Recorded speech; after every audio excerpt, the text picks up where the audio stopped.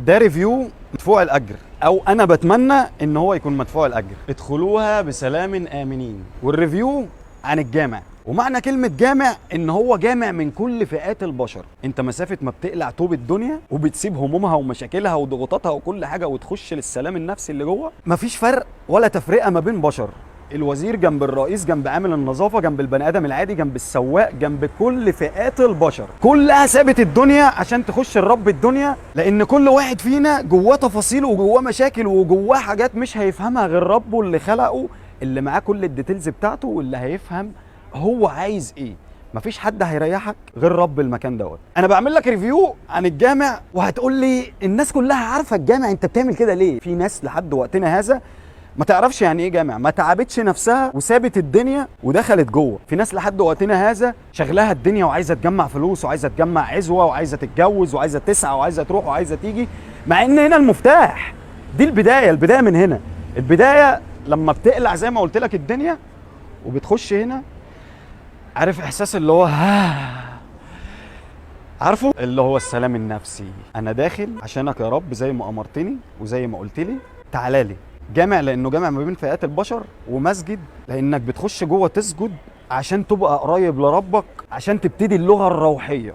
روحك هي اللي بتتكلم مع ربنا، بتحكي له وتشكي له وتقول له كل اللي جواك. يا رب انا فيا كذا كذا كذا، ومفيش حد هيفهمني ولا حد هيعرف يريحني ولا حد هيعرف يفك لي مسامير المشكله المتعقده ديت غيرك. ربنا بيتقبلك على اي وضع إن كان. مفيش حد واقف هنا بيفتشك ولا يقول لك انت معاك ايه، ولا في حد بيقول لك هنا جوه في مينيمم تشارج، ولا في حد هنا ممكن يقول لك انت داخل تعمل ايه يا بيه. لا، كل اللي هنا داخلين في هدوء، سايبين دنيتهم. اقلع كوتشيك، خش متشيك مش متشيك، لابس براند لابس شعبي، شكلك كويس شكلك مش كويس، مسرح مش مسرح، شكلك عشوائي ولا رومانسي، كل الكلام دوت ما بيفرقش. اللي بيفرق العبد اللي داخل وسايب كل حاجه في ايده ورايح لربنا. اتوضيت، وقعت شويه الذنوب، خش اقف، سلم نفسك لربنا. احسن من مليون دكتور نفسي. الكلام ده عن تجربه من شاب ما كانش بيعرف ينام على سريره من المشاكل والضغط وظروف الحياه. بس كانت البدايه من هنا، لما سبت الدنيا وقلت يا رب ما تسيبنيش، لان البشر كلها اتخلت عني.